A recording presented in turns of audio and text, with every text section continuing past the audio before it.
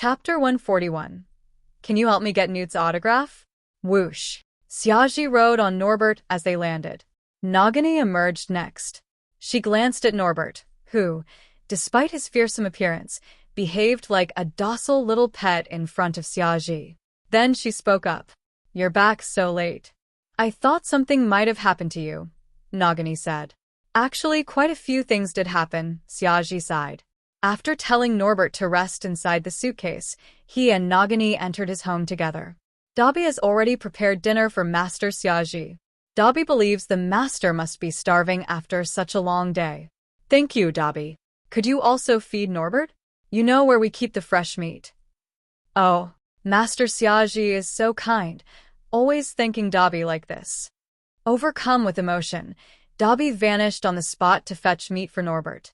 Xiaoji sat down at the dining table and, while eating, recounted everything that had happened that day to Nagini. Nagini examined the wand closely. I recall some wizards from the East who favored this kind of wand. I've seen them before. Still, it's hard to identify their owner just by looking at a wand alone. I don't need to search for them. They'll definitely come to me again. All we have to do is figure out who they are and wait patiently. Calmly, Xiaoji stowed the wand away. That middle-aged wizard was indeed powerful, but he stood no chance against Xiaoji at all. Thus, Xiaoji felt completely unworried. Have you decided what to do with that sand dragon? It seems you intend to keep her with you, Nagini asked. That was indeed a problem. Raising dragons was illegal, so great care was needed. Yes, I've resolved to keep her. There's really no other choice. Even if I sent her away again, she'd fly right back to me. Xiaoji shrugged helplessly. So, you plan to keep her cooped up inside the suitcase? I heard that Mr. Newt Scamander has a magical basement at his home, housing all sorts of magical creatures. I figure I can learn from him and dig my own basement too. Then, I'll use the extension charm to make it as large as possible. That's actually a great idea. I knew him back in the day, Nagini replied with a smile. She remembered Newt vividly, that somewhat introverted young man and his unforgettable collection of magical creatures. Xiaoji smiled back. School starts soon, and I won't be back until Christmas. That means you'll be all alone at home then. No, what I mean is, you're free to explore as much as you like. Don't stay cooped up indoors. Go see the world. You've been cut off from human society for far too long. Xiaoji spoke gently. A spark of excitement gleamed in Nagini's eyes. She truly yearned to travel. The world is vast, and now that I have time, I'd love to explore it. Don't worry about the house. Dabi's more than capable of watching over it. By now, this place had become her home too. Besides, you're strong enough now. Even the elite Aurors of the Ministry wouldn't stand a chance against you, so I've no worries about your safety. You might even visit some old friends, like Mr. Scamander, whom you mentioned earlier. You said you knew him, right? Nagini nodded affirmatively. If you ever visit him, could you get me an autograph? I'm a huge fan of his. Of course. Absolutely no problem. Nagini readily agreed. Xiaoji handed her a pouch of gold coins. After all, money was essential when traveling. Nagini certainly couldn't just transform back into a snake and sell her venom. That wouldn't feel quite right. Besides, she no longer wished to revert to that form. Early the next morning, Xiaoji began digging a hole in the shed where he'd kept the suitcase. This drew the entire Blackhorn clan to gather around and watch curiously. Are you ill or something? Why are you digging like a maniac? Blackhorn asked in his sorrowful tone. Xiaoji paid him no mind. Though he used spells to aid the digging, it still took quite a toll on him. Thankfully, it wasn't long before his allies arrived. Hagrid strode up the hill, brimming with excitement, and entered the shed. Thankfully, the shed was tall enough. Otherwise, Hagrid wouldn't have been able to stand upright inside. Oh, Xiaoji. Norbert's back, right? May I see her now? Hagrid asked eagerly. Apologies, Hagrid, but I can't open the suitcase just yet. First, you'll need to help me dig a basement. Also, I must correct you. What? Hagrid produced a massive iron shovel, clearly prepared for the task. You must refer to Norbert as she. Yes, I only just found out myself. Charlie wrote back to me, Apparently, Norbert is actually a female dragon. Oh, no wonder she's so beautiful. Isn't that right? Xiaji stared at Hagrid speechlessly. Their tastes truly differed on many levels. Charlie mentioned in his letter that they renamed her Norberta. Ah, Norberta, what a lovely name. She certainly deserves a nice name. She's such a sweet girl, isn't she? Xiaji had sent Charlie a letter via a phoenix named Ysiri, informing him that Norbert, now Norberta, had returned to him. Charlie replied with all this information and even offered Xiaji detailed guidance on dragon care. Charlie had no choice but to leave Norberta in Xiaji's care. She kept running off, and he couldn't keep her locked up forever. At the end of his letter, Charlie expressed hope that after graduation, Xiaji might come work in Romania. He believed Xiaji had a natural gift for raising dragons. Hagrid, being a half-giant, possessed incredible strength, unlike certain other immensely strong individuals who preferred laziness. Thus, the basement took shape swiftly. Xiaji then used the disapparition charm to clear away all excess dirt. Next, he applied the extension charm repeatedly, expanding the already spacious basement, now over 100 square meters in size. This wasn't his first time doing so. Back in his first year, he'd built a basement right in Hagrid's vegetable patch. This time, he expanded it as much as necessary to accommodate a flying dragon. Only once it reached sufficient size did he release Norberta. Hagrid, holding an entire cow to feed her, wept tears of joy. Oh, just look at how beautiful she is. Here now, eat up. Mommy's got more right here for you. Norberta relished the feast, then turned to Xiaji and asked, "Who's this big, crybaby fool?" Xiaji paused briefly, then decided against translating that remark to Hagrid. "You're welcome to visit Norberta anytime, Hagrid. Just be careful, try to keep her from flying outside. If she must go out, ask Dobby to cast protective spells to keep her hidden from others." Overjoyed, Hagrid nodded vigorously. Raising a dragon had been his lifelong dream, and now it was finally coming true. Oh, look at how obedient she is. Hagrid was deeply moved. He'd feared Norberta would still ignore him as before. Of course, that was Xiaji's doing. He'd ordered Norberta to treat Hagrid kindly. Norberta agreed. "This big crybaby is so pitiful. I'll tolerate playing with him, I suppose." Chapter 142. Xiaji. Purebloods are all idiots. Cassandra Vole. School finally began. On September 1st, Xiaji got everything ready, placing all his belongings into his ring, one enchanted with the extension charm. Nagini also planned to set off that very day to explore the world. However, she insisted on escorting Xiaji to King's Cross Station.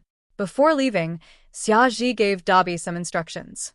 "Dobby, I'm counting on you to look after the house." "Oh, right, you get paid on the 1st of every month. You know where the vault is. Here's the key. From now on the 1st of each month, you can go there yourself to collect your wages." oh, Master Xiaji. Master Xiaji is entrusting the vault to Dobby. He truly trusts Dobby this much? Dobby is so happy.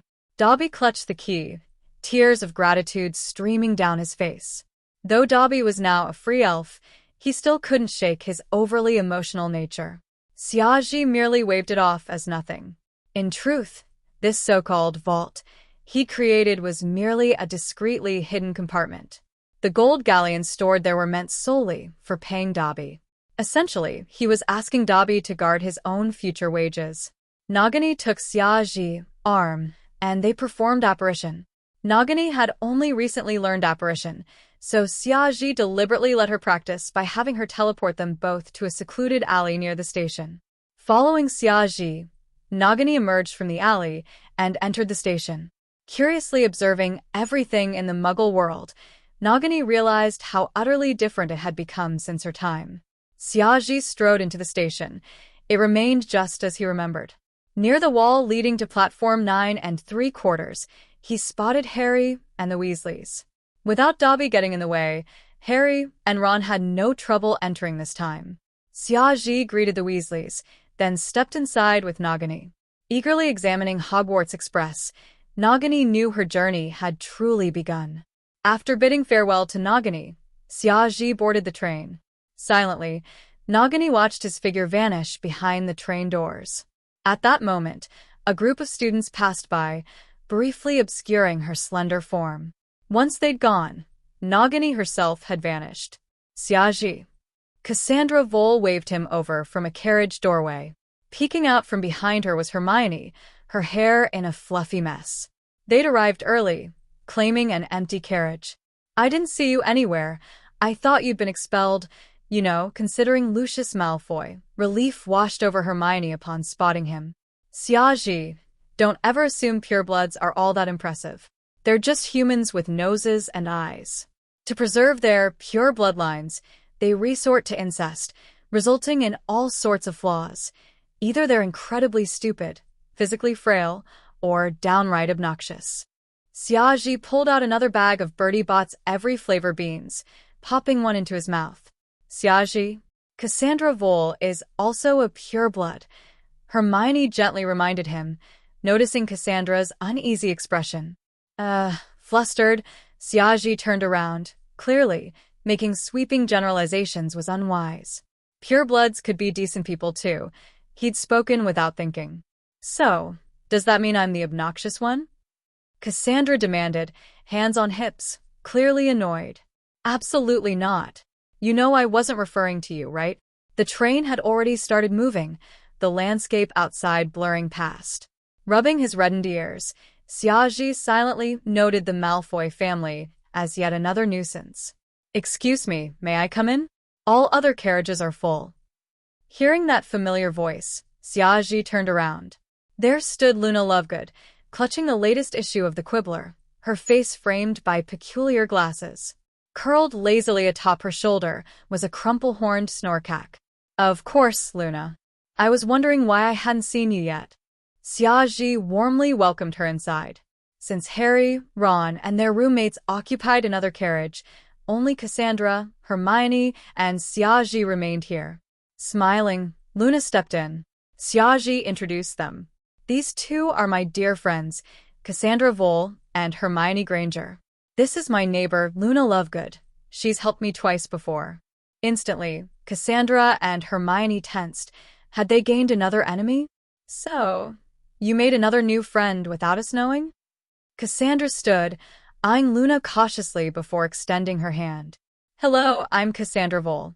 I've lived with Xiaji for over a month now, yet only now do I meet you." "I'm delighted to meet you too." Luna shook her hand. "I adore unicorns from Xiaji Garden, so I always stay close to them. Perhaps that's why we never cross paths."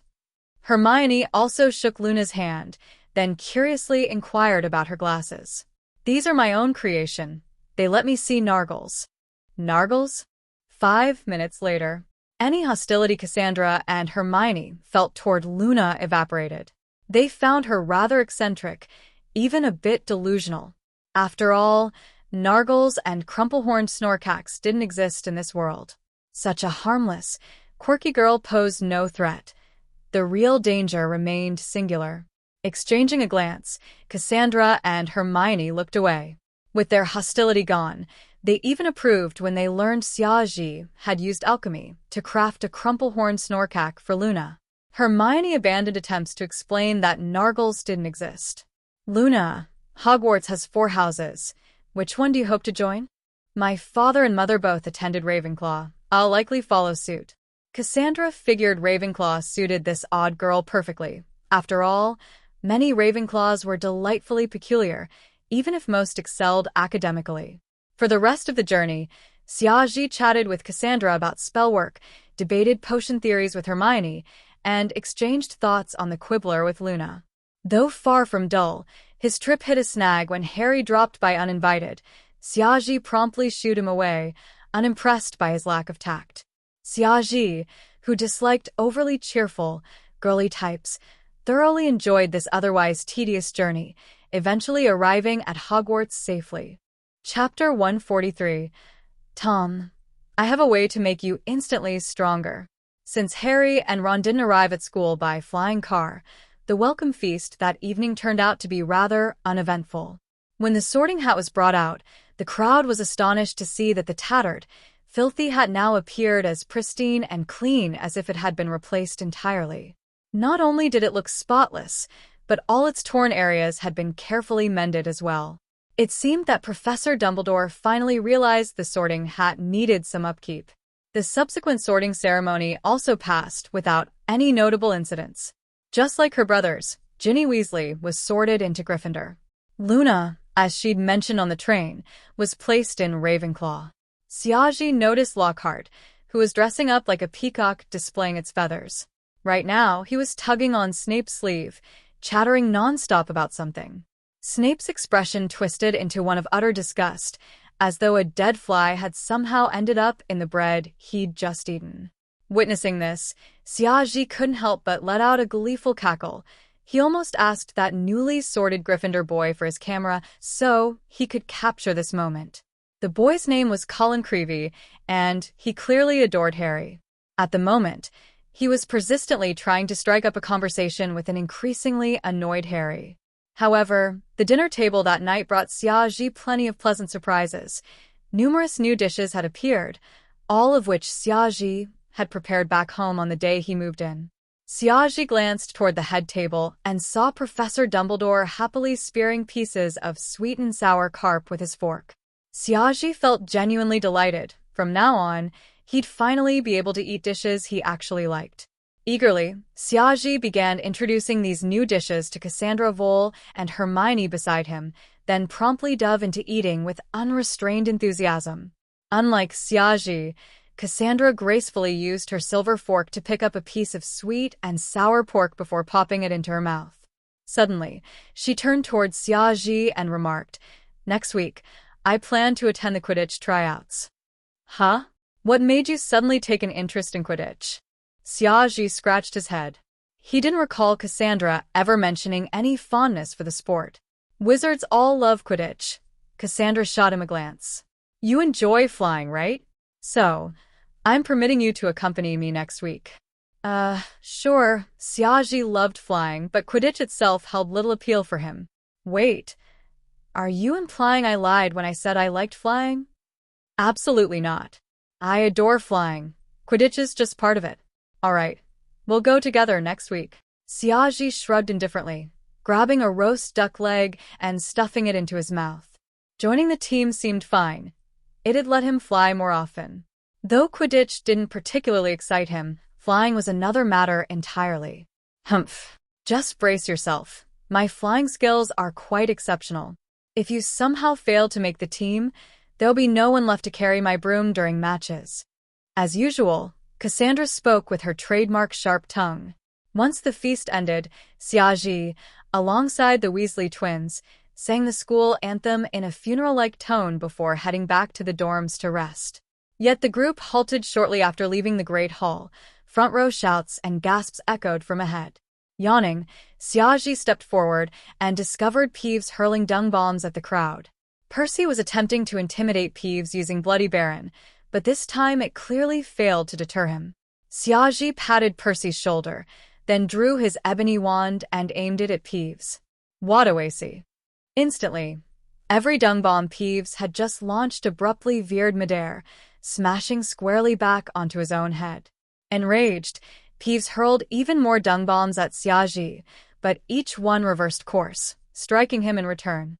After exhausting his ammunition, Peeves flapped about furiously, cursing profanely, yet all this amounted to nothing more than impotent rage. Soon, he scurried off dejectedly. With a casual wave, Siaji cleansed all traces of dung from the corridors and ceiling. Thunderous applause erupted from the crowd. Siaji had saved their sleep. Left unchecked, Peeves would have caused chaos for ages. Everyone was utterly exhausted now. "Go to bed now. Remember the spell. It'll help fend off Peeves in the future," Siaji announced before sauntering off toward Gryffindor Tower. He truly was sleepy. Back in his room, he retrieved his luggage from his ring. The suitcase popped open and garments tumbled forth, twisting through the air as they hung themselves neatly in the wardrobe. Siaji flopped onto his bed, but suddenly recalling something, he rose to shut the door. Turning back, he took out a sealed wooden box. He opened his diary, paused briefly, then began writing. Tom, are you there? I've returned to Hogwarts. I'm here, Xiaji. Are you staying in a room all by yourself? Yes. I feel like the odd one out. Everyone else shared rooms, but I was the sole holdout, so I got one all to myself. That's perfectly fine. I personally find solitude far more comfortable. Tom, I've got a question for you. Ask away. I'll do my best to assist you. Tom, eager to cement Xiaji's trust, acted exceptionally dutiful. Earlier, I saw my classmate Harry Potter cast a spell to shoo away Peeves. Many others seemed capable of using it too. Yet when I tried it, nothing happened. What was the spell? Care to demonstrate it for me? You can see it? Within the diary's pages, I certainly can. Xiaji rolled up his sleeve, aimed his wand at a teacup, and intoned, Wadawasi. Yet the cup remained utterly inert. That's a projection spell. It flings objects outward. Presumably, your classmate used it to hurl objects at Peeves, driving him off. Tom's elegant script swiftly filled the page. Xiaji replied, Exactly. Yet numerous others used it for the first time too. Why did they succeed while I failed? Your magical prowess pales in comparison to theirs. Tom wrote this while inwardly cursing. Xiaji practically qualified as a squib.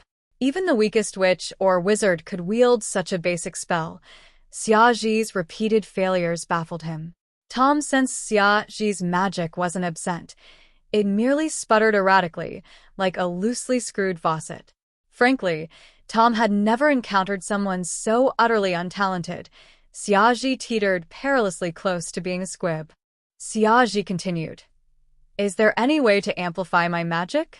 I know my talent is lacking, but I'm convinced I can compensate eventually. I'm willing to pay any price for this. Tom fell silent briefly. This might be his golden opportunity. He could manipulate Xiaji into opening the Chamber of Secrets. Yes, Tom declared with absolute certainty. Really? Xiaji perked up at once.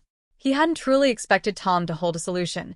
He'd merely posed the query out of curiosity. Xiaji aimed to strengthen Cassandra Vole, yet this proved arduous. Though she possessed immense magical potential, her youth hindered her. Her power grew steadily, yet remained far below adult levels. Thus, even potent spells remained beyond her control. For Cassandra to aid Xiaji effectively, two paths existed. Wait until maturity, or employ extraordinary means to accelerate her growth now. Lacking such methods himself, Xiaji tentatively probed Tom. And now, Tom claimed he actually held one. Still, Xiaji couldn't simply accept this at face value. He knew Tom's true nature. I've got a potion recipe requiring but a dash of magical creature blood. Naturally, it can't be ordinary blood. It must stem from a creature possessing formidable magic. Coincidentally, I'm aware Hogwarts houses such a creature. Upon reading this, Xiaji's heart skipped. Tom couldn't possibly mean the basilisk. Evidently, he sought to coax Xiaji into unlocking the chamber. This recipe was almost certainly a sham. Xiaji couldn't hide his disappointment. Chapter 144, Cassandra Vole, I'll take you somewhere fun. Tom, what kind of magical creature is this you're talking about? Could it possibly be Dumbledore's phoenix? Harry Potter mentioned that there's a phoenix in the headmaster's office. Though I've never seen it, I've never actually been to the headmaster's office. No, while a phoenix is certainly wonderful, it's impossible for you to obtain its blood. The creature I'm referring to isn't a phoenix at all, but another extremely rare magical being. Right now, it's still sleeping deep within Hogwarts. Is this really feasible? Of course. Back when I left this memory behind, I already managed to extract blood from that creature. As long as you follow my instructions, it'll be quite easy to safely obtain it as well. Tom, what I mean is your potion recipe truly reliable? No offense intended, but I just want to be sure. I know exactly what you're wondering, Xiaji. Of course, I've personally tested this recipe, and it works exceptionally well. But how did you come by such a recipe? Is this something taught in potions class? Potions class certainly doesn't cover recipes of this caliber. This recipe originates from some ancient, great wizard. I found it here at Hogwarts. Its efficacy is absolutely trustworthy. Alright, even if everything you say is true, my own potion skills are rather poor. I fear I might not be able to brew it successfully. At this point, Xiaji began feeling hopeful once more. That ancient great wizard, could he possibly be Slytherin? In other words, inside Slytherin's chamber, there might not just be a basilisk. Perhaps there are also research materials passed down by Slytherin himself? And Tom took them? If the potion's recipe Tom mentioned truly exists and was indeed left by Slytherin, it'd definitely be worth studying. Just looking at the wand Slytherin left behind proves he truly deserves the title of Great. I can help you, Xiaji. As long as you follow each step I outline, there won't be any problems whatsoever. Oh, Tom, you're so kind. In my entire life, I've never met anyone willing to treat me this well. It's nothing. I'm merely a memory, and it brings me joy to assist a fellow student. Even my future self would be happy to know this. Xiaji inwardly smirked. He had no idea what his future self would even be like. Tom, may I take a look at the potion's recipe? I need to know exactly what ingredients are required, and I'll have to secure them in advance. Xiaji began probing carefully. He wanted to confirm whether this recipe actually existed. Ajfa, if it truly existed, that'd be wonderful.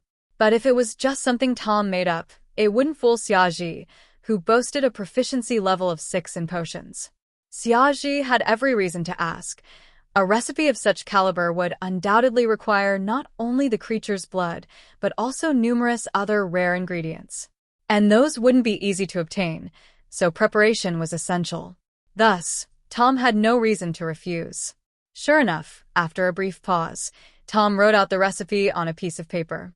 Xiaji took a scroll, carefully copying down every detail of the recipe Tom provided. I've given you the recipe, but please don't let anyone else know about it. Of course. My talents may be limited, but I'm not stupid at all. Xiaji wrote back excitedly. Good. Once you've gathered all the ingredients, remember, under no circumstances should you attempt to brew it yourself. Any misstep could prove dangerous. Tom offered this warning. He genuinely feared this fool might recklessly try brewing on his own. Xiaji didn't give a damn about dying. What mattered to him was that if Xiaji died, his own plans would likely fall through. Tom's goal was to resurrect himself and simultaneously eliminate that boy, Harry Potter. This plan absolutely couldn't be ruined by this idiot. Understood. Thank you so much, Tom.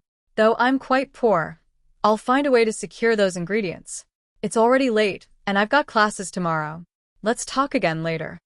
Without waiting for a reply, Xiaji swiftly closed the diary, placed it inside a wooden box, and locked it. Xiaji moved quickly, just in case Tom tried to object to staying inside the box. After securing the box, he examined the recipe once more. To be fair, despite spotting nearly 17 or 18 errors at first glance given his own limited skill level, the recipe actually seemed somewhat plausible overall. Its basic structure adhered to standard potions principles. In other words, Tom truly possessed a recipe capable of enhancing magical power through use of a creature's blood. Yet he had no intention of truly sharing it with Xiaji, so he deliberately inserted numerous incorrect ingredients. Tom clearly took advantage of Xiaji's lack of skill, knowing he wouldn't notice the flaws. He altered many auxiliary components, making the recipe appear convincing enough that even after studying extensively, Xiaji wouldn't catch on.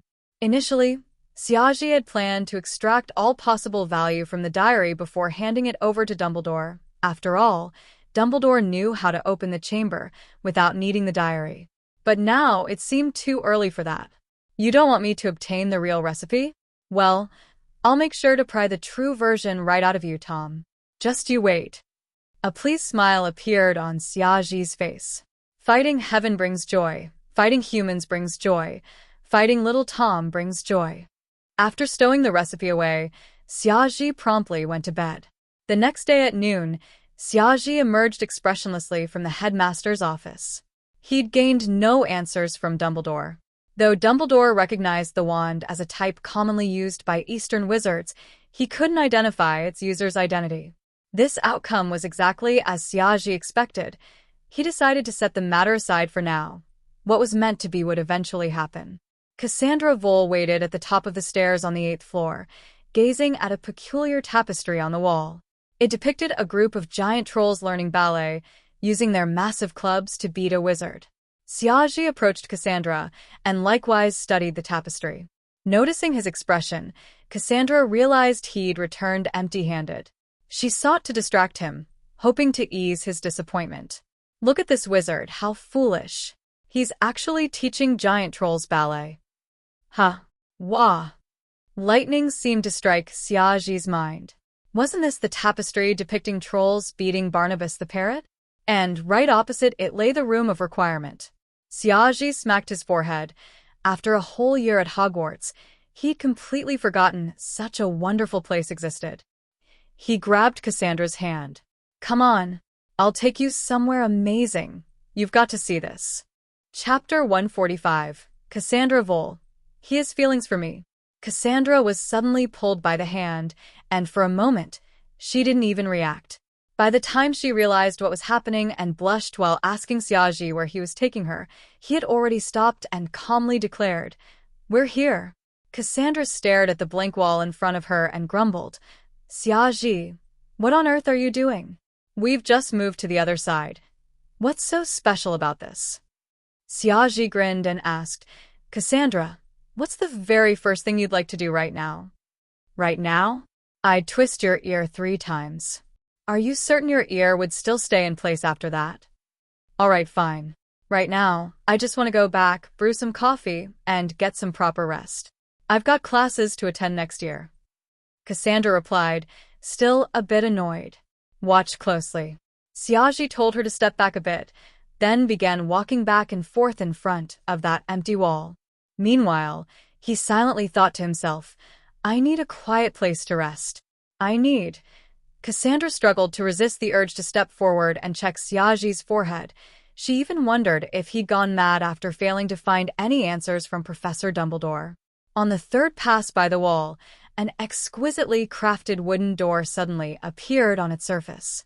Cassandra gazed at it in shock. Just a moment ago, this was still a wall. Xiaji smiled, took her hand, and opened the door. Beyond it lay a wonderfully cozy lounge, exquisitely and elegantly decorated. The luxurious sofas and armchairs practically begged anyone to flop down on them in utter relaxation. Is this a lounge? But Cassandra felt as though she, too, was starting to lose her mind. Was this some kind of hallucination? "Cassandra, you're not going mad. Didn't you just wish for a place where you could drink coffee and rest properly?" Xiaji effortlessly read her thoughts. "Yes, but how is it possible there's a lounge right here?" Xiaji led her to what appeared to be the comfiest sofa and sat down. With a wave of his hand, a coffee pot on the side table floated into the air on its own. It's no coincidence. This is the room of requirement, the most magical place in all of Hogwarts. It transforms into whatever space you truly need, as long as you silently wish for it and walk past the door 3 times. But how did you discover such a magical place? It was all down to a coincidence, Cassandra. Xiaji chuckled. One day, Fred and George told me they'd encountered Filch during a late-night adventure. They were on the verge of getting caught, so they frantically walked back and forth, wishing they had a broom closet to hide in. And guess what? What happened? Cassandra asked eagerly. They found themselves suddenly facing a broom closet that helped them evade Filch. Yet the next day, it had vanished without a trace. "And that's how you found this place?" "Not quite. At first, I didn't pay much mind to their story. But later on." "Later? When did you recall this again?" "Last year, I often visited Professor Dumbledore. One day, he recounted an amusing experience of his own. Even after all his years as headmaster, he still couldn't claim to know every nook and cranny of this ancient castle. One night, caught in urgent need of a restroom, he wandered around searching, yet found none. On the 3rd pass by this very spot, however, a door appeared before him. Inside, he found an array of exquisitely crafted chamber pots. Yet the next day, the door had disappeared once more. I compared certain similarities between those two incidents, so I decided to test the spot myself, and thus discovered this incredible room. Since it truly grants whatever one desires, I named it the Room of Requirement. Xiaoji lounged back on the sofa, sipping freshly brewed coffee as he spoke. Completely clueless, Cassandra simply stared at him, utterly bewildered by his tale. Ahem, yes, this really is a wonderful place. From now on, I'll spend all my lunch breaks here. It took her a moment to collect herself. Moments later, she inquired, So, who else knows about this place? Oh, you're the very first person I told, so right now it's probably just the two of us, Xiaoji replied casually. Truth be told, he'd only just remembered it himself. Satisfied, Cassandra took another sip of coffee. Deep down, she felt a quiet thrill. Xiaoji had found such a magical place, and the very first person he'd shared it with was her. Not Hermione, not Luna. Yes, she truly occupied a special place in his heart.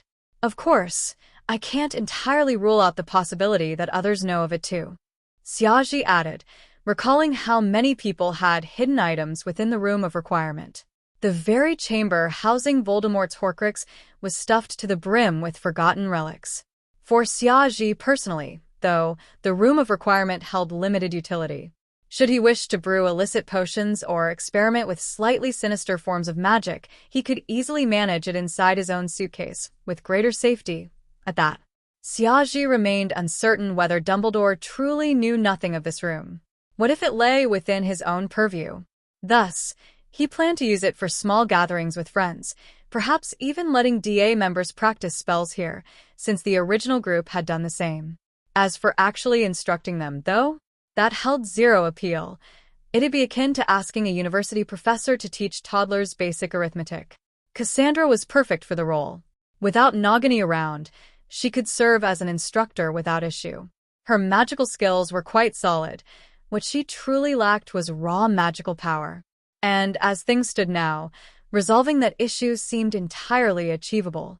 Xiaoji still needed to obtain the full recipe for that potion. Tom Riddle had almost certainly consumed it back in the day. Given that no anomalies had occurred during the years following his graduation, its side effects probably weren't as severe as imagined. Even so, only after rigorous experimentation and refinement would he dare administer it to Cassandra. Of course, he could also use that potion himself. After all, he had a phoenix and even a dragon living at his residence. When it came to magical creatures, he certainly didn't absolutely require Tom's basilisk. Chapter 146. This Hermione seems a bit off. This place is nice, right? By now, lunchtime had mostly ended, and they ought to be heading to class. This place truly is lovely, Cassandra replied modestly. Next time, we can invite Hermione and the others too. We can bring plenty of snacks and treats. Xiaoji spoke casually, completely unaware that he was treading on thin ice. The Room of Requirement was perfect in every way, except that it only provided space, never any actual objects. For instance, if you wanted a place to brew potions, the room would transform into a potion-making chamber.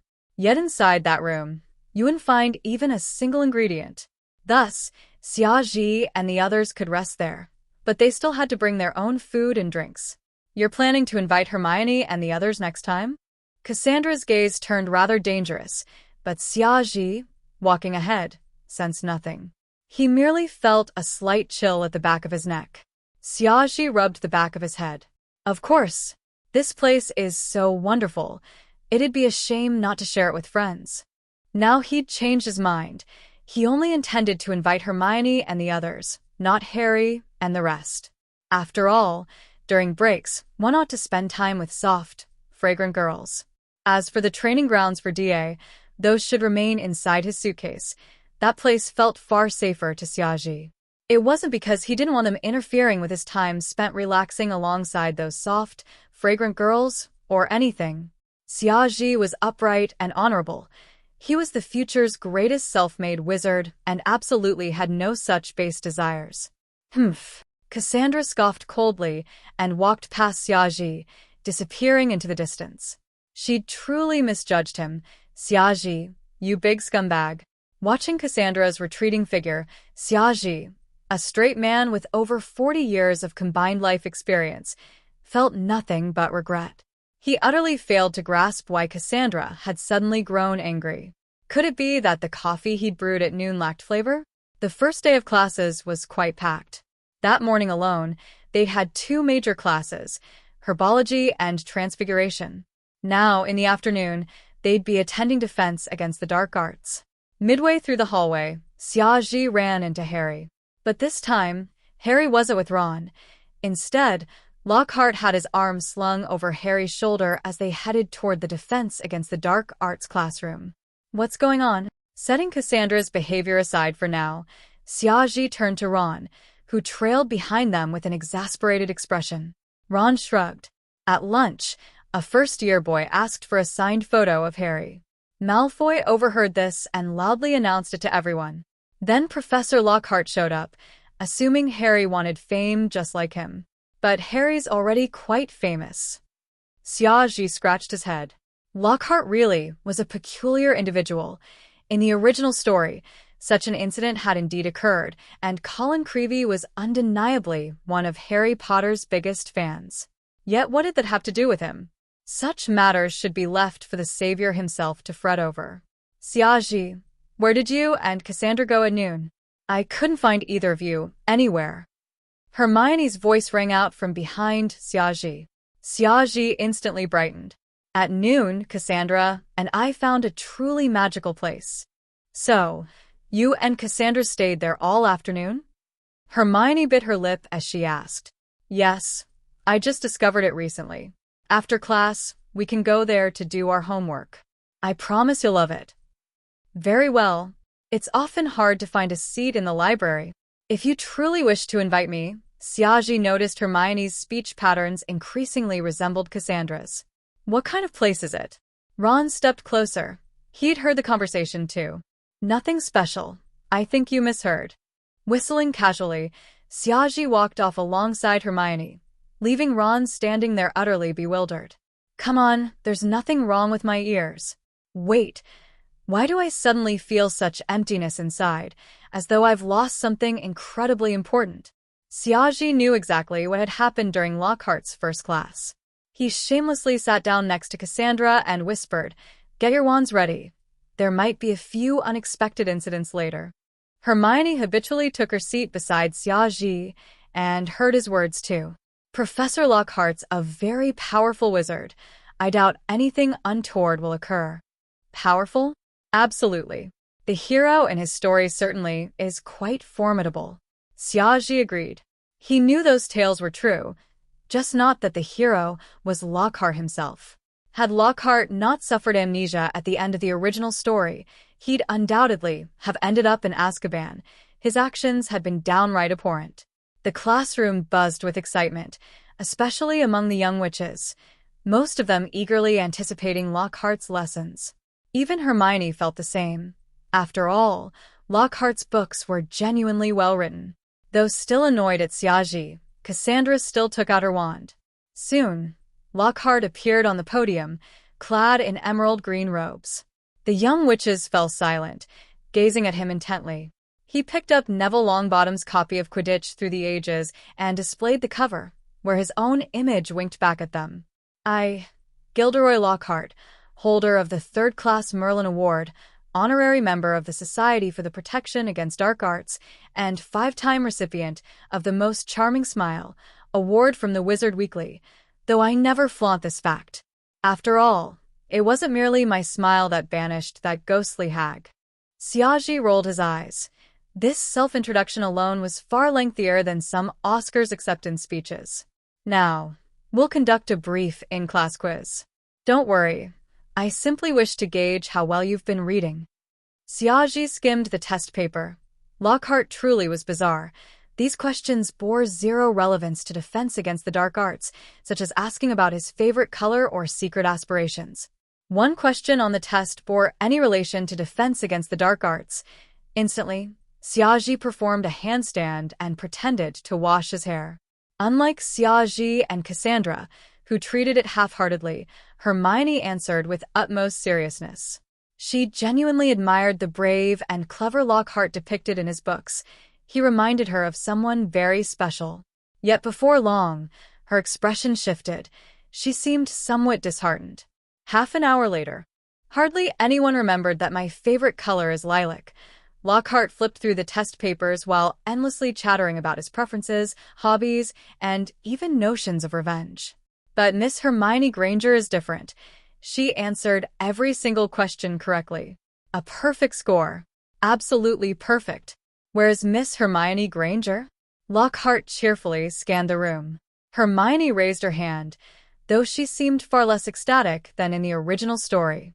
Excellent. Splendid girl. Absolutely wonderful. You've earned Gryffindor 10 points.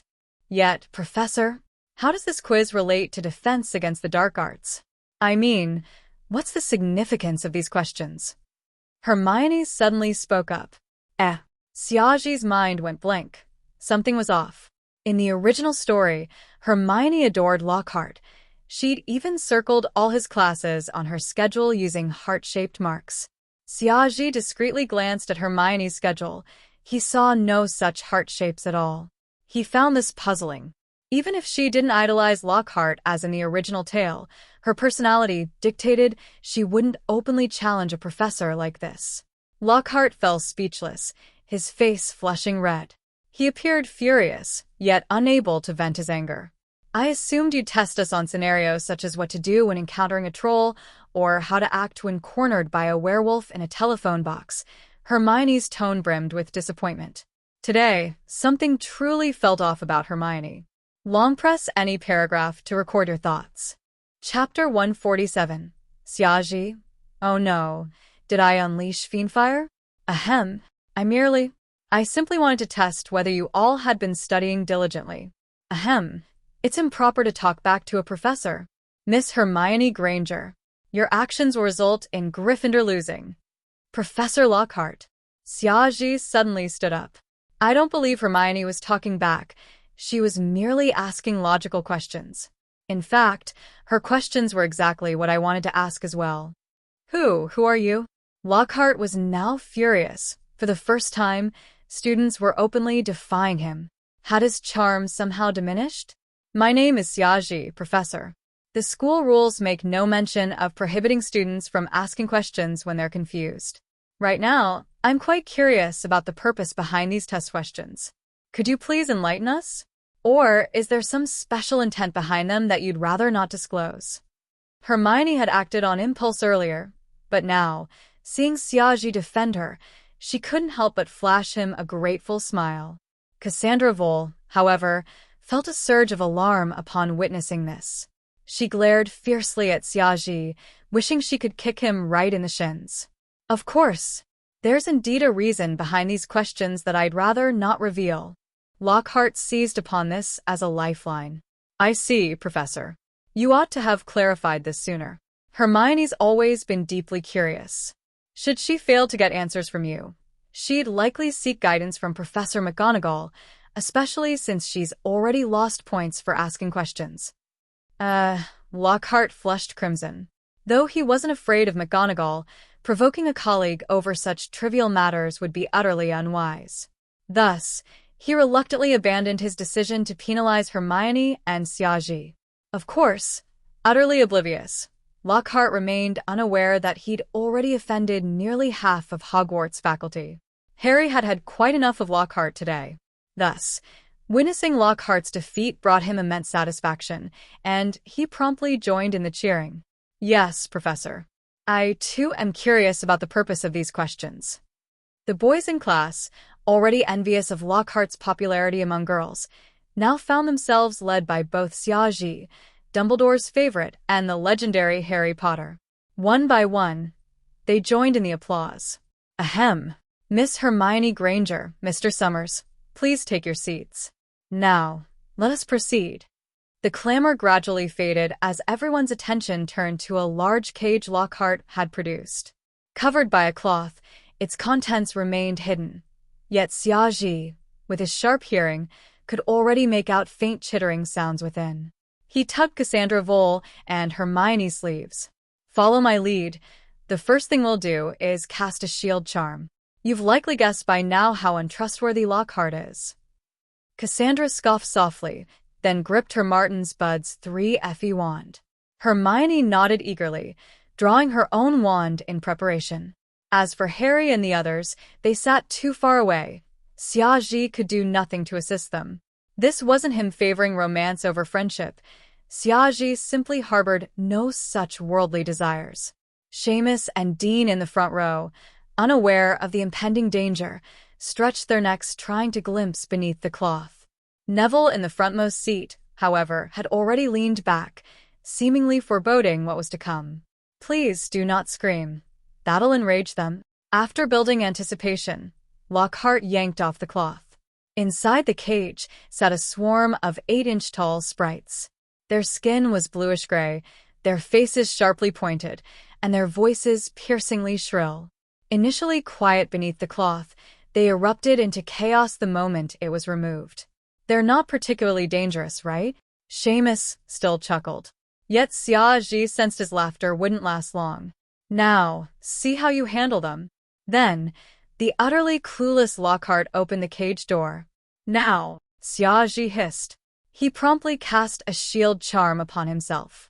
Hermione and Cassandra reacted swiftly as well, weaving their own shield charms, thinner than Xiaji's, but sufficient against these sprites. By the time they acted, the classroom had descended into pandemonium. The sprites darted about like rockets. Neville was seized by the ears and hoisted onto the chandelier. They wreaked havoc, causing more destruction than a stampeding rhinoceros. Everyone scrambled to dodge these perilous creatures. Window panes shattered under their assault, glass shards littering the floor. Harry and Ron, thankfully, hadn't squandered the specialized training Nagini had given them over summer break. They quickly recovered, casting shield charms of their own.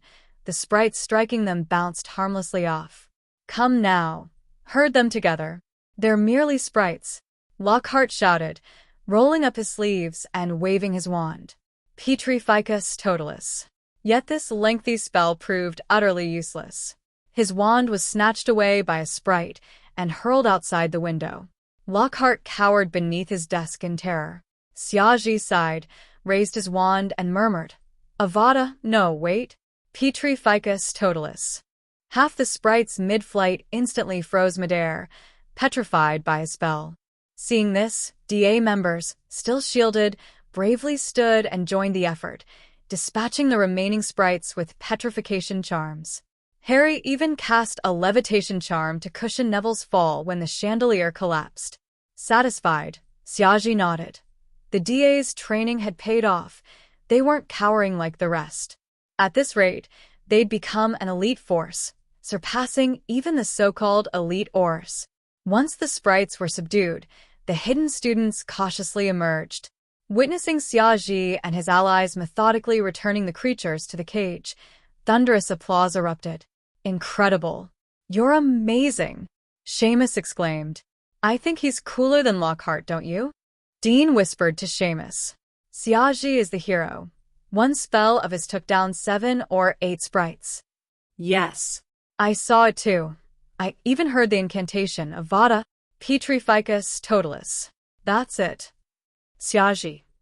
He glanced in their direction, considering whether to cast an Obliviate on them later. Chapter 148. Xiaji, you're a devil. The bell rang, signaling the end of class.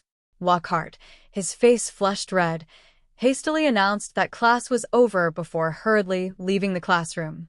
He didn't even bother picking up the cage containing the elf. Meanwhile, Xiaji and the others walked out of the classroom under the admiring gazes of their peers. Lockhart's humiliating behavior successfully turned many students against him, Hermione among them. At first, she had admired Lockhart immensely, but now she despised him just as fiercely. Xiaji found this somewhat peculiar. In the original story, even after witnessing Lockhart's disgraceful actions, Hermione still tried to defend him. Yet now, she had completely turned against him without hesitation. Something had clearly changed that Xiaji wasn't aware of. That afternoon, after defense against the dark arts class, there were no more lessons scheduled. Xiaji invited Hermione to visit the room of requirement together. This time, she didn't hesitate at all and readily agreed. Cassandra Vole said nothing as usual. Her cold expression remained as she followed behind Xiaji. She certainly wouldn't let Hermione seize any opportunities alone. Just as they reached the staircase, Xiaji noticed a boy carrying a camera. The lad was stretching his neck, scanning the surroundings intently. "Are you waiting for Harry?" Xiaji asked casually as he passed by. Yes. "Have you seen Harry Potter?" "I've memorized his class schedule. He should have finished class by now," Colin Creevy replied excitedly. Xiaji glanced around but saw no sign of Harry. Clearly, Harry knew about this little fan waiting for him and had taken a detour instead. "Do you really admire Harry Potter that much?" "Of course. I know everything about him. Everyone's told me stories about him. He defeated the Dark Lord and still bears the scar on his forehead to this day. It's so cool." Xiaji stroked his chin thoughtfully. "But waiting for him like this isn't very wise. It might interfere with his studies." Oh, don't misunderstand. I'm not trying to stop you.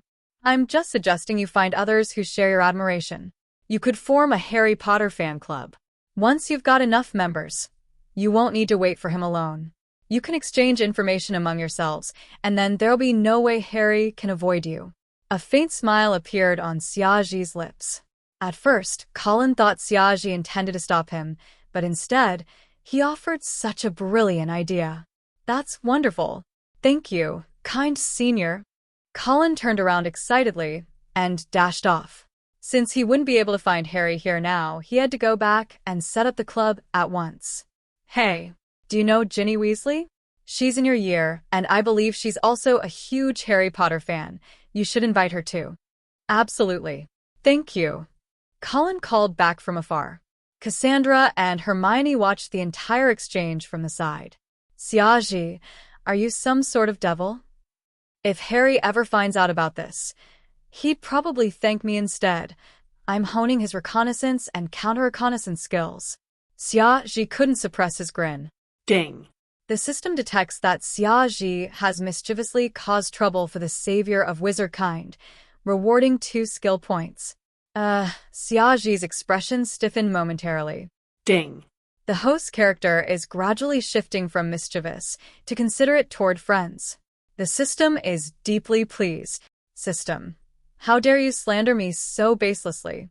And your disguise attempts are utterly unconvincing." Hermione instantly adored the lounge that appeared whenever she entered the room of requirement. Xiaji retrieved numerous snacks and drinks from his ring and placed them on the table. Hermione sat down and opened her book to begin her homework. Cassandra, as always, sipped her coffee leisurely. Meanwhile, Xiaji lounged unceremoniously on a large sofa, popping Bertie Bott's every flavor beans into his mouth while idly spinning his wand in his other hand. I wonder how Luna's doing now. Xiaji recalled that Luna hadn't seemed to get along well with her peers.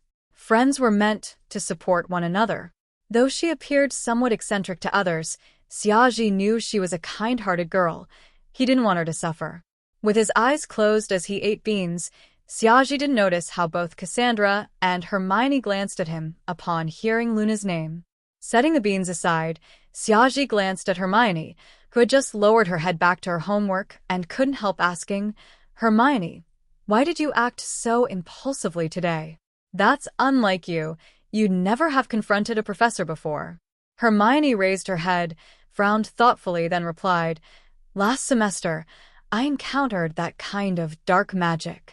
I truly want to learn practical defenses against it in defense against the dark arts, not just figure out what color the professor prefers." Essentially, Hermione's mindset had shifted. After last semester's events, she'd matured considerably compared to her original self. In simpler terms, she'd grown up. Much like Cassandra, she now sought ways to protect both herself and others. Thus, upon realizing that Lockhart, whom she'd assumed to be an immensely powerful wizard, was actually a fraud, she felt profound disappointment and disillusionment. Naturally, this led her to confront him on the spot. Learning anything useful from such a professor seemed impossible. Compared to Lockhart, what Xiaji taught her was genuine skill. be it offensive spells or the shield charm. Even during summer break, he'd instructed her on how to counter the killing curse. Hermione finished speaking, and Xiaji instantly understood. People evolved over time. His presence had accelerated Hermione's growth, both emotionally and mentally. Last year, Voldemort had unleashed that unforgettable killing curse right before her eyes, instilling in her a constant sense of urgency. "Rest assured, I'll protect you all," Xiaji declared earnestly. "I can't always rely on your protection, Xiaji. I want to grow stronger too," Hermione replied resolutely. Well, it seemed Tom Riddle's potion recipe was indeed crucial. System. Allocate those 2 skill points to mastery of potions, Xiaji decided, raising his current 6-point potion skill to 8. He touched his ring, where the riddled, error-filled recipe lay hidden. Perhaps he should seek out Snape. Snape's potion skill might now be lower than his own, but he'd once been a Death Eater and Voldemort's confidant. There was a chance he'd encountered a similar recipe before. Chapter 149. Snape. Xiaji's potion skills are actually better than mine? Impossible. Perfect. Xiaji lay on the sofa, deep in thought. Around him, the constant clinking of Cassandra Vole's coffee cup against her spoon could be heard, along with the soft scratching of Hermione's quill gliding across parchment. Before he realized it, Xiaji had fallen asleep, his slender fingers still clutching his wand, which now rested limply on the floor. The night before, he'd stayed up late exchanging messages with Tom Riddle, so he truly was quite exhausted. Cassandra set down her coffee cup, then crouched in front of Xiaji, quietly gazing at his peaceful, sleeping face. Hermione also paused her writing, her gaze shifting toward him as well, though her lips remained tightly pressed together. When Xiaji finally awoke, he noticed a blanket draped over him. The faint, pleasant fragrance emanating from it instantly told him that Cassandra was its owner. Yet now, he found himself completely alone inside the room of requirement. Evidently, both Cassandra and Hermione had already returned home. He rarely slept this soundly. Perhaps it was simply because being around his closest friends was what allowed him to truly relax. He took out a pocket watch and checked the time. It was already 9 p.m. Since he'd woken up so late anyway, returning to bed wouldn't help him fall asleep.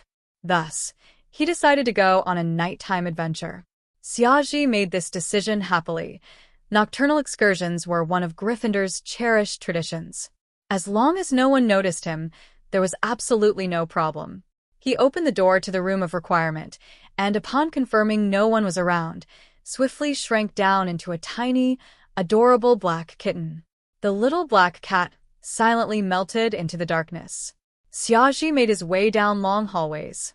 Even in his feline form, every nook and cranny remained perfectly visible to him, no matter how dark it was.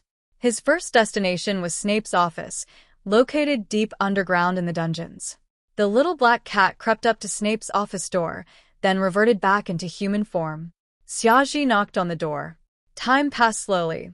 Just as Xiaji assumed Snape wasn't present, the door suddenly swung open. Snape's sharp, hawk-like nose and grim face appeared in the doorway as he stared coldly at Xiaji. "If you can't provide a logical reason for this intrusion, I see no problem in deducting points from Gryffindor. Let me think, perhaps 50 points. Xiaji's dark eyes gazed calmly at Snape. "At this hour, you must realize exactly who I've come to see." Snape's expression darkened, but after a moment of silence, he finally pulled the door open, stepping aside to let Xiaji in. Xiaji walked past him and entered Snape's office. As always, the room remained dim and gloomy, just like the specimens stored around it, and the man who preferred staying here. "Speak up. What is it? How is that person doing now?" Snape demanded impatiently the moment Xiaji stepped inside. Xiaji glanced toward a cauldron bubbling with potion. Clearly, Snape had been tending to it moments before.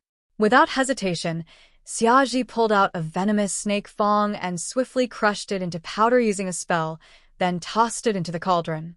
Snape grimaced in disgust. He loathed anyone touching his potions. Yet, suppressing his fury, he strode over to inspect the cauldron now contaminated by Xiaji's actions. A draught of living death. I believe the heat level was just right. You know full well this is a draught of living death, so why add a venomous snake fang? Don't you realize? Snape suddenly fell silent. Though Xiaoji had added snake fang powder, an ingredient absent from the recipe, the potion hadn't spoiled at all.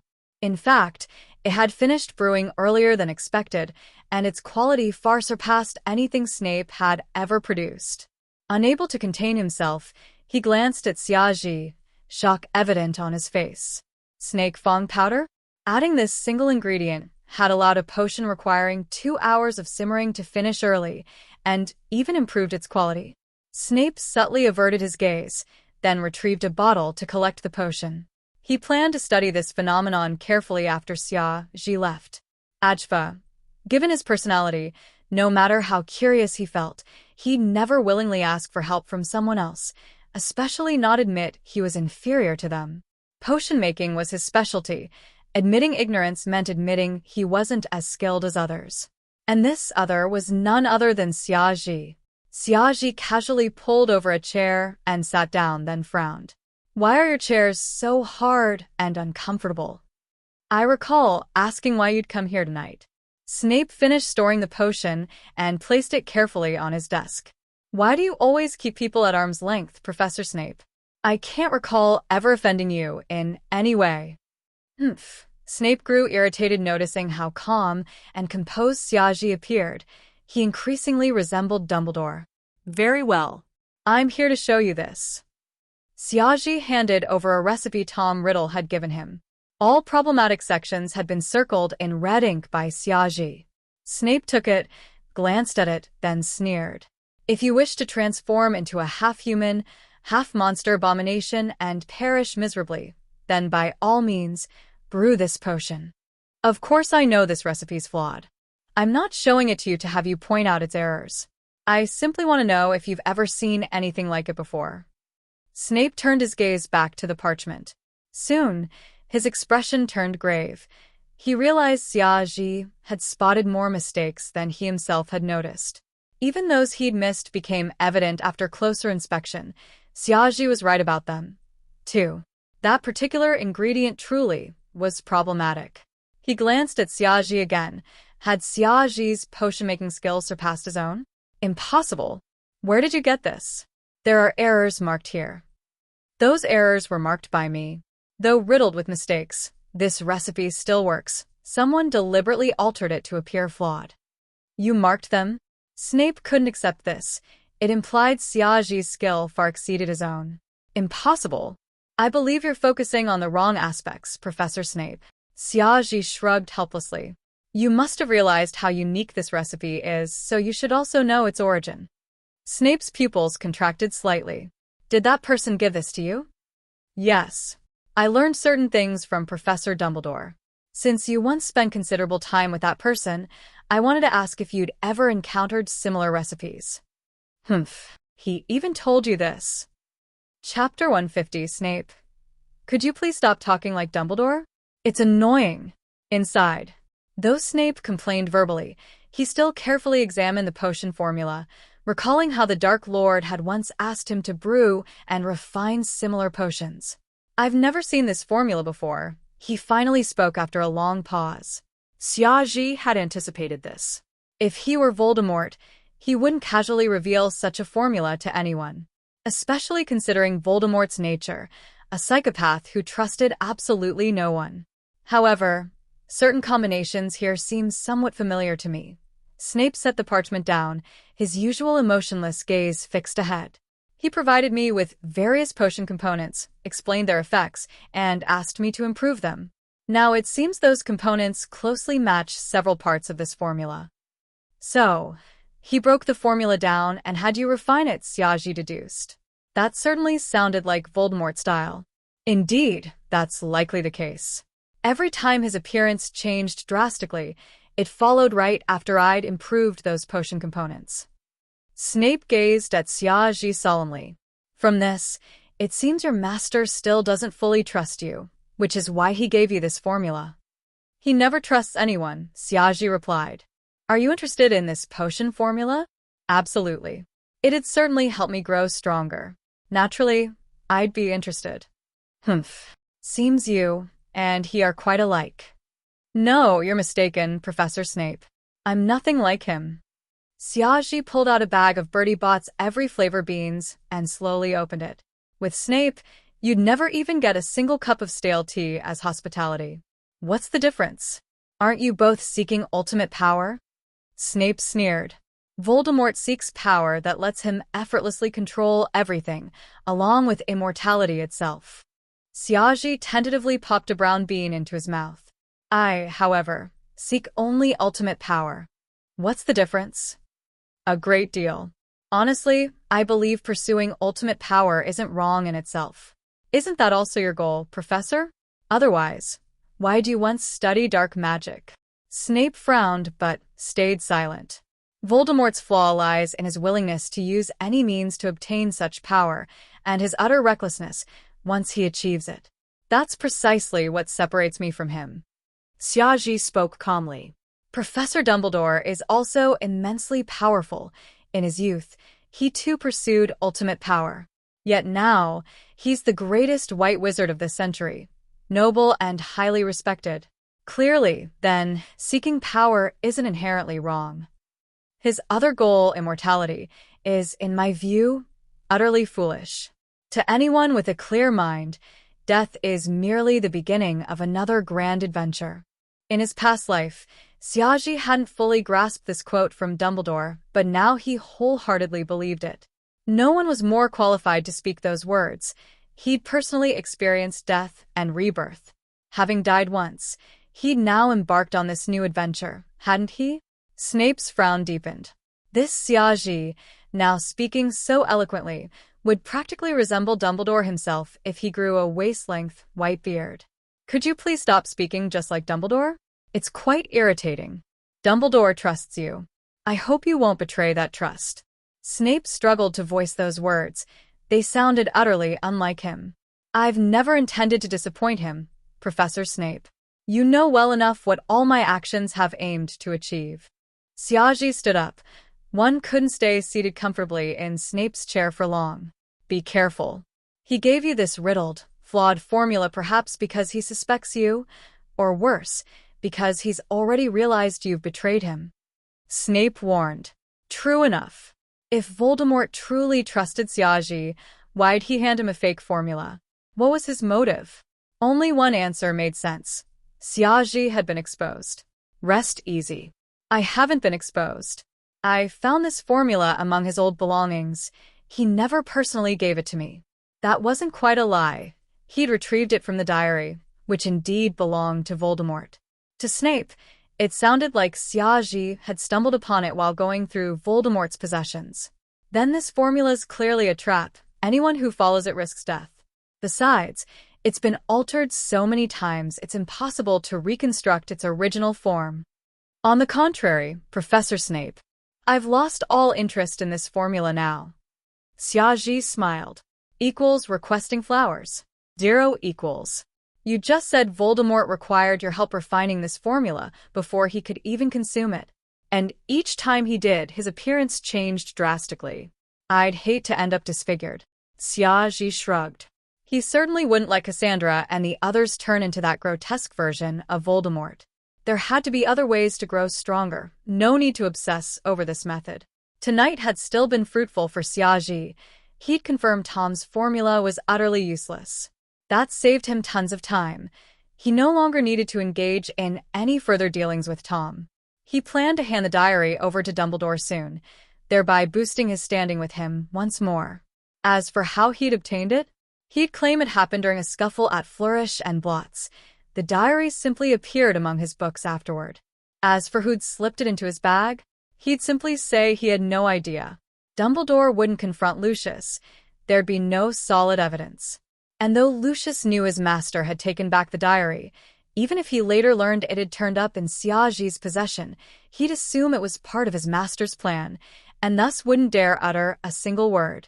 Xiaoji himself knew exactly where and how to open the Chamber of Secrets. He also possessed Slytherin's wand, capable of controlling the basilisk. Thus, Tom's diary served no purpose other than helping Xiaji earn Dumbledore's favor. With that thought, Xiaji felt instantly relaxed. He could now enjoy the entire school year at ease. Handing over the diary and sealing the chamber wouldn't even take many days. Snape watched Xiaji with a peculiar expression. The formula was now useless. Shouldn't Xiaji feel bitter or furious? Yet he seemed so utterly at ease. Were they truly different after all? Alright, that's all for tonight. I'll be heading back now. Xiaji prepared to leave. Very well, go ahead. But since you're out past curfew, I'll have to deduct points from Gryffindor. Snape's lips curled slightly upward. I'll explain why Viper's Fong powder cuts the preparation time of this potion and enhances its quality. Just don't deduct my points. Deal.